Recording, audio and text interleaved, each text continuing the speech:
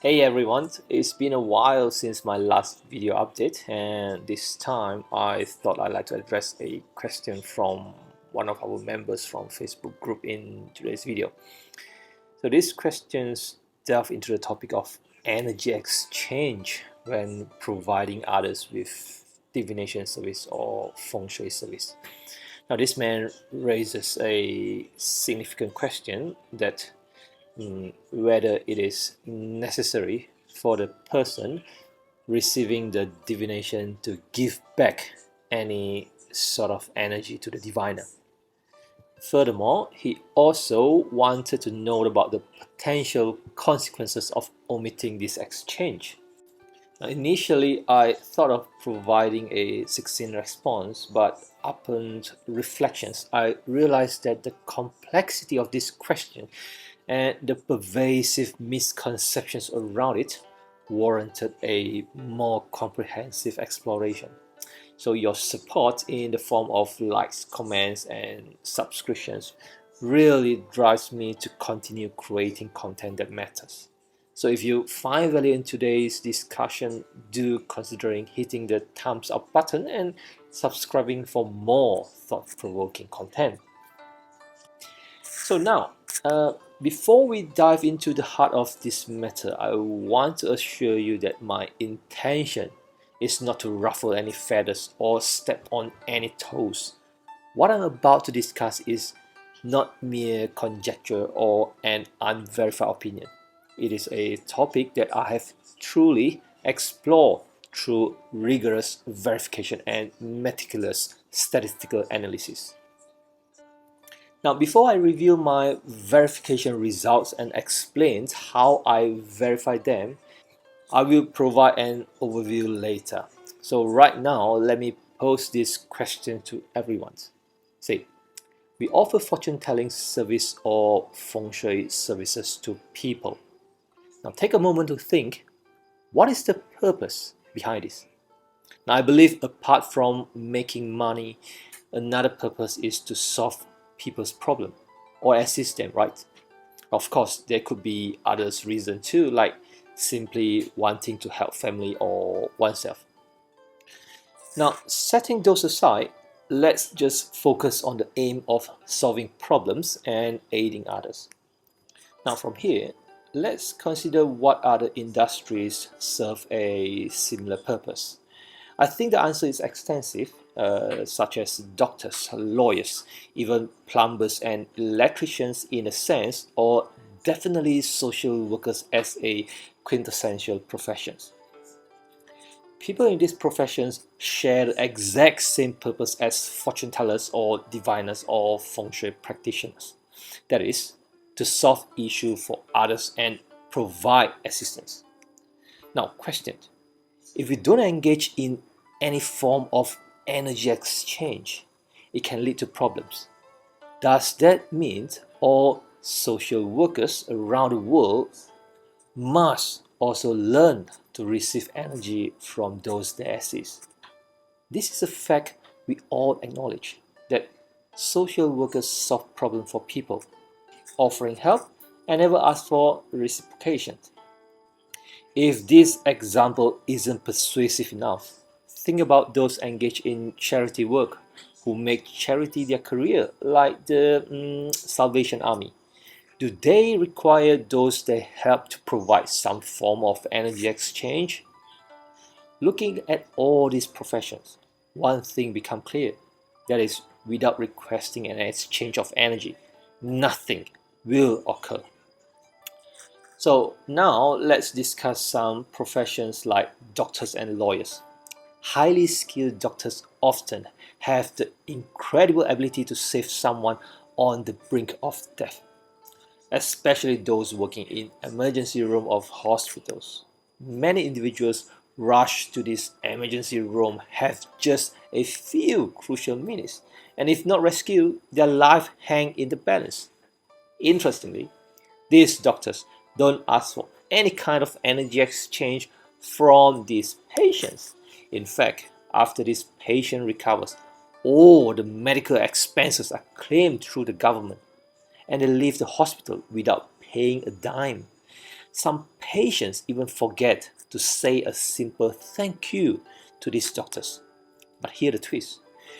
Do these patients suffer in the future due to their lack of gratitude? Surprisingly, the reality is quite different. Despite not having to exchange any energy or express gratitude, their future lives don't necessarily take a turn for the worse. It turns out that the idea of energy exchange might just be a superficial concept within this Chinese metaphysical profession. Now, moving on to the idea of doctors and social workers who provide their services without expecting any energy exchange in return. Do they experience negative consequences in their personal life due to this? Well, actually, if you take a logical approach and investigate it, you will find that the idea of negative consequences is more of a myth than a reality. You can put this to the test by conducting interviews with, say, 10 doctors and 10 social workers who don't seek energy exchange. You are likely to discover that their physical well-being remains unaffected and their professional success may even continue to grow. Now, the underlying issue in this Chinese metaphysical profession is that many practitioners rely on intuition and gut feeling rather than logical reasoning. This often leads to problems because they rely on their feeling without applying critical thinking or verification. To shed light on this, you can approach the matter scientifically by adopting a mindset of verification. Many things can be clarified through verification, even with a small sample size like 10 individuals. This can easily break down the concept of energy exchange. Now, speaking of this, it is worth noting that individuals heavily influenced by the indirect resource star in their puzzle chart might not be suitable for learning divination practices when we talk about logical reasoning. This is because they tend to rely on intuition without seeking validation or proof. Although metaphysical subjects like Bazi might not be scientifically provable, but it doesn't mean we can't approach them with a scientific attitude. Bear in mind that the essence of the scientific approach is having a willingness to verify. But too bad, so let's face this, how many people out of 100% always verify their theory before they even use it? Now, the essence of scientific approach boils down to having a mindset open to verification. And this verification can apply in metaphysical studies. As I mentioned earlier, it can simply involve by asking 10 doctors or 10 lawyers for their opinions. And that way, you will obtain the answers. So don't disregard logical thinking. Engaging with metaphysical subjects without logical mind might lead to confusion sooner or later, especially in the online world where such discussions are prevalent. Now let's circle back to this. Why is it that professions like doctors and lawyers, who are responsible for saving lives and seeking justice, don't require an energy exchange? Why it is that only us, the fortune tellers, the diviners, the feng shui guys, seem to need to request energy exchange? This is not fair. If this is the case, it suggests that the universe operation is flawed. First and foremost, everyone must understand how this universe functions. From the perspective of universal operation, there are no so-called doctors, lawyers, philanthropists, fortune tellers, diviners, or feng shui masters. From the universe standpoint, doctors, lawyers, fortune tellers, and so on are all part of the same entity. This is what Lao Tzu referred to as the Tao. The Tao give birth to one, one give birth to two, two give birth to three, and three give birth to 10,000 things. Now, the point of origin for everything is that one. So, from the universe perspective, since everyone is essentially the same? Why do people doing fortune telling and feng shui specifically need to engage in energy exchange? Of course, my concept of one give birth to two, two give birth to three, three give birth to the 10,000 things might be difficult for many to comprehend. Most people watching this video will undoubtedly interpret this concept based on their own understanding. Now, I want to emphasize, however, not to interpret my meaning based on your own understanding. The meaning of this want cannot be explained quickly. It involves knowledge about black holes, four-dimensional space, reincarnation, and so much more. The want I'm trying to explain here has already surpassed anything in the current market related to Chinese astrology or Chinese metaphysical subjects. So I won't elaborate further as things will only get more complicated. Now, in conclusion, I suggest everyone ponder the reason behind the fact that why doctors and lawyers who also save and help people have privilege that exempt them from carrying karmic burdens like those fortune tellers. Is that just because they are licensed?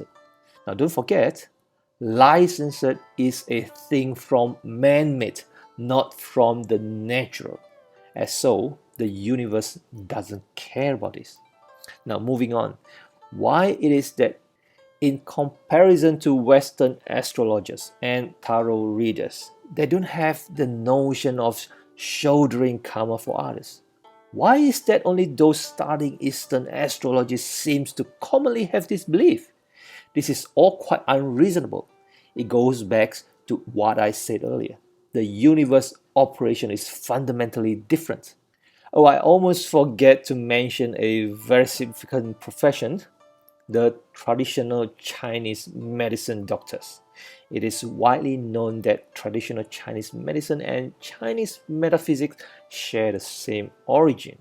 Now, puzzle readers study the trends of energy, and the diviner research the movement of energy, and feng shui master explore the circulation of energy indoor and outdoors, while traditional Chinese medicine doctors study the flow of energy within the human body. So we all belong to the same one give birth to two of the one I mentioned earlier. So why don't the traditional Chinese medicine doctor emphasize energy exchange?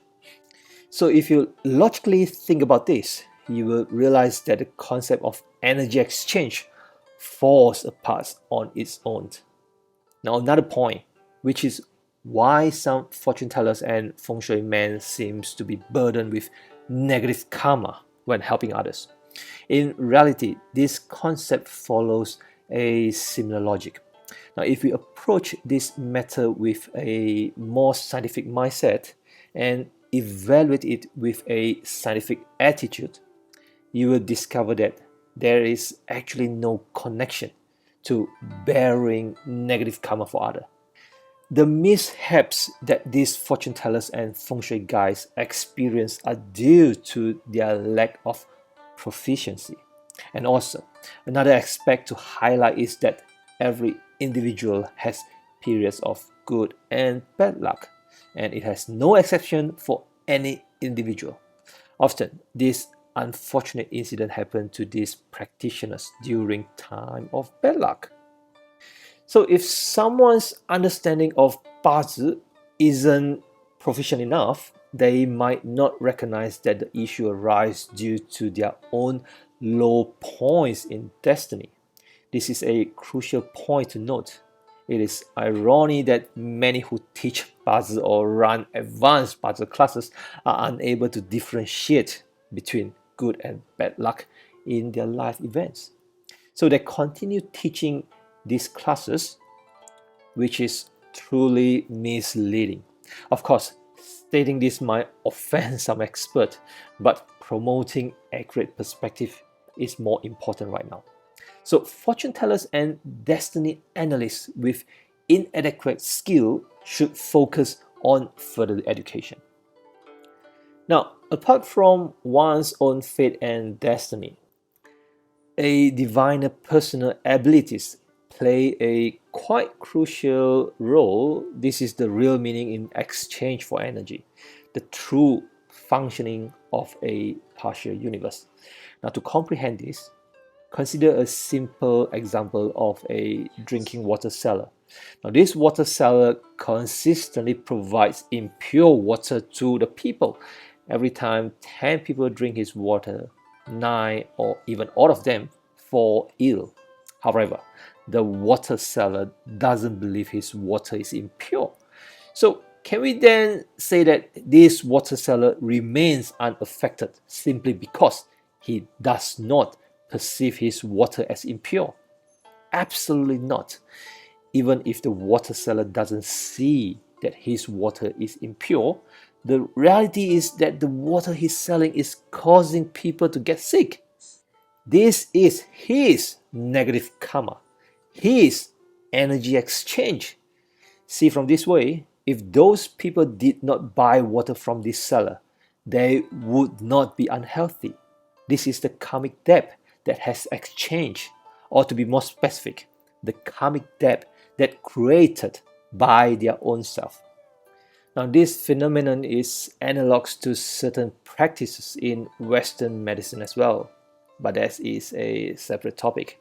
Let's not delve into that now to avoid offending anyone.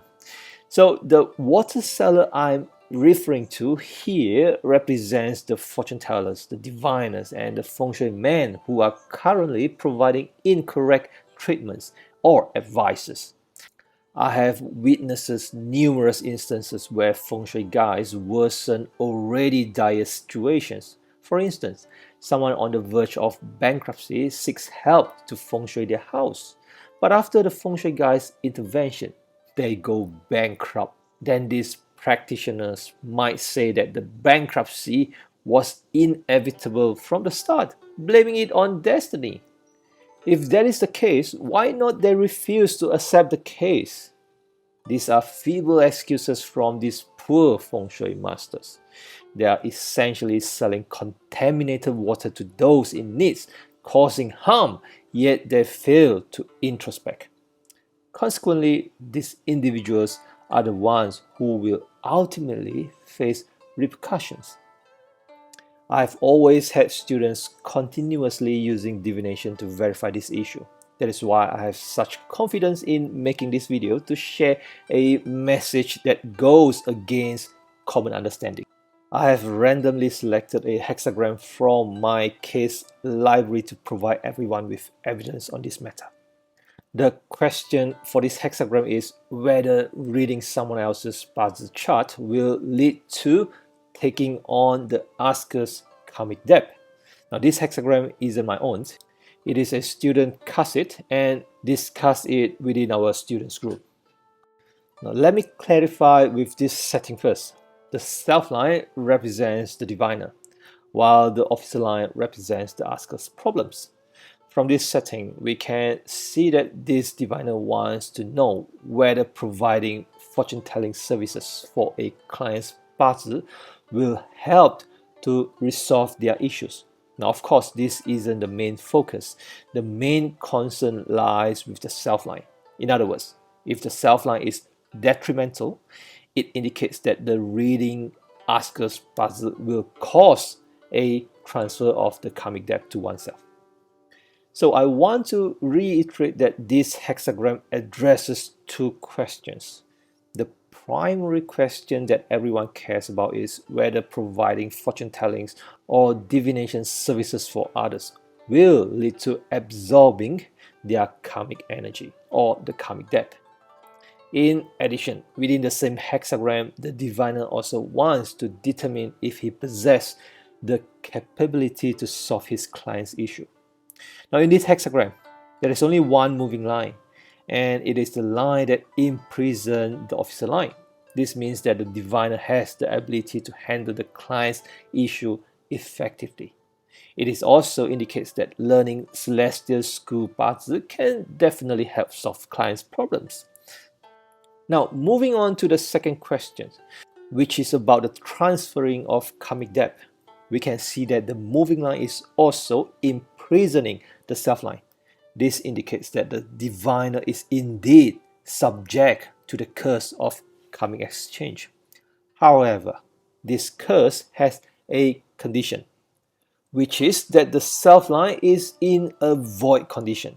In this context, void means not being affected by the moving lines, because an empty line cannot be influenced by the moving line. In other words, a void line has no positive or negative significance for a certain period.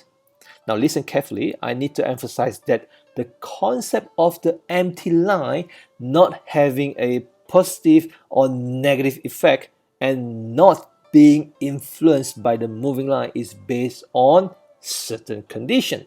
I know that many self-learners interpret my analysis and my explanation based on their own understanding when watching my videos.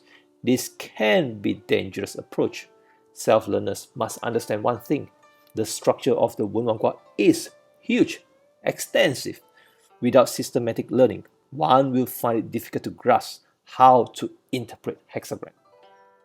Returning to the topic, a void line can't be affected by the moving line, and thus it is neutral in terms of good or bad outcomes. Now, when you analyze the self-line by removing the concept of void, it becomes clear that the self-line is indeed imprisoned by the moving line. So from this perspective, we can understand that the self-line is truly subject to karmic exchange, which can be considered negative. However, due to the appearance of the empty self-line, and as the empty line carries no inherent positive or negative meaning, what does this signify? In fact, this represents that as long as the diviner does not act recklessly with clients and provides accurate reading in a sincere manner, the self-line will always remain in a void condition.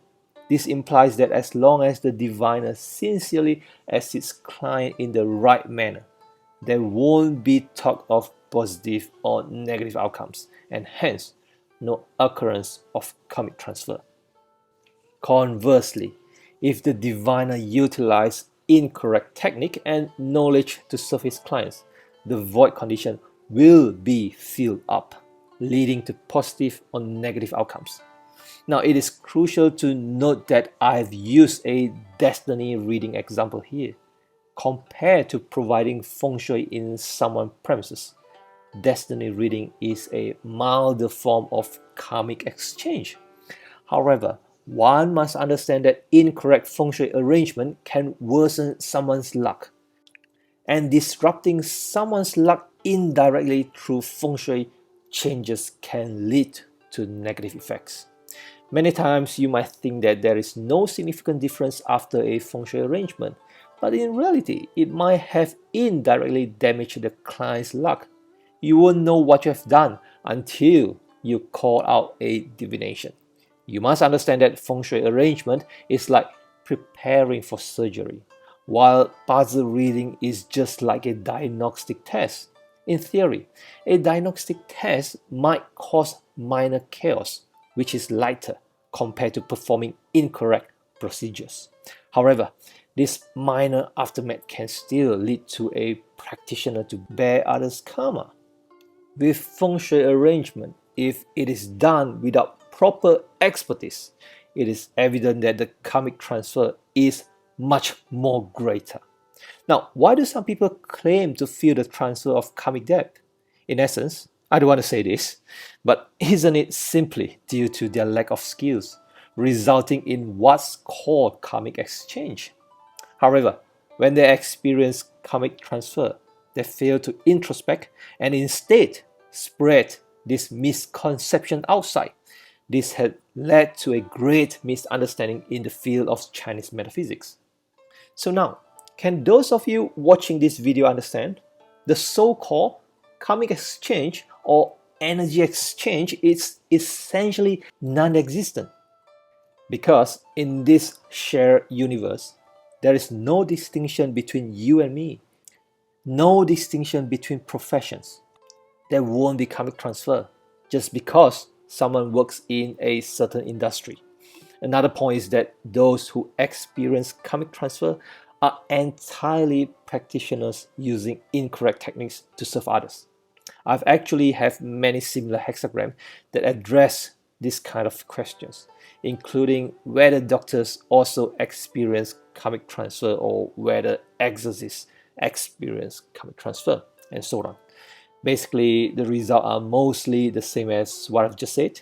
So those who simply do feng shui for others or teach bazi and feng shui without proper knowledge will inevitably face repercussion sooner or later. Once again, I want to clarify that many people might say that if we don't engage in energy exchange, we might easily face backlash. However, this isn't entirely true. As long as we genuinely have skills to serve others, even without receiving fees, it is perfectly fine. Instead, you should ask yourself, if I'm so skilled that my clients consult me without paying, it is their loss, not ours. Influential diviners or feng shui practitioners should cultivate a client base with real skills. This is something many business experts talk about. They always advocate accumulating good clients and abandoning bad ones. But the essence behind this business operation isn't something business experts without metaphysical knowledge can explain logically. So if you understand these Chinese metaphysical principles and apply them to business, you will be more adept. Well, probably it is not suitable to elaborate too much on business matter in this video. Now also, what I have said here only covers very less from my knowledge base. It involves many philosophical viewpoints. So I'm not sure if this tiny piece of information has helped you to understand what is the energy exchange truly means. In any case, I hope this video brings value to the viewers. And I hope that my efforts in creating this video amidst my busy schedule haven't been in vain. Now before you go, let me add one more piece of additional information. Now I understand that after watching this video, many people might still misunderstand certain aspects of my message. The misconceptions often revolves around the idea that as long as you handle problems properly for others, there won't be any concern about negative karma in your business. However, my main point is not that we can provide our services for free or only charge a nominal fee. Charging for solving other issues is necessary, and in fact, the higher the fee, the better. Of course, this comes back to the same premise as before. That is, you must ensure that your expertise can genuinely resolve your client's problems. At the very least, you should ensure that your skills don't make the client's situation worse. Only when these foundational conditions are met can you command high fees. Moreover, the higher the fee, the better the result your clients will achieve. Believe it or not, that is true. As for the reason behind this approach, I may explain that in the future. Now here, perhaps you can try to see if you can understand the essence of this issue. That I like to offer a quote from the legendary Chinese medical sage, Bian Cue. He once said, "For those who believe, I treat. For those who don't believe, I don't." Alright, I've spoken quite a bit today and I understand that many might still not fully comprehend my message. However, that is unavoidable because this is a public video, not a classroom setting. So thanks for watching and until next time, take care.